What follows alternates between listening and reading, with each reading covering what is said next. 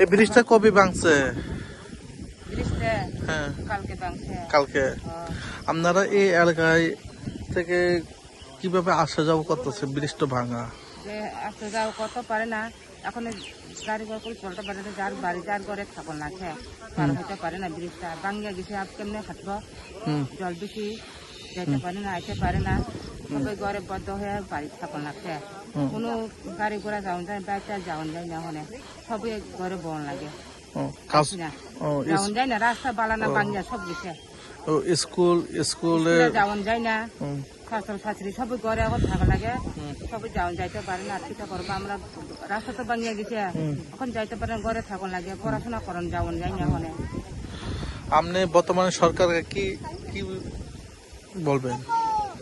সরকারে বলছি আমরা এখন দাবি দেয়, এটা আমরা ব্রিজ বড় করে বানিয়ে দেয়, আমরা এটা দাবি চাই। সব বছরে এরকম করে আমরা জনসাধারণ করিয়ে দেয়, আবার বাঙিয়া যায়, কিটা করবো? এখন তো ব্রিজ আমরা বড় করে বানিয়ে দেয় সরকারে, আমি তা চাই। এই এলাকার নাম?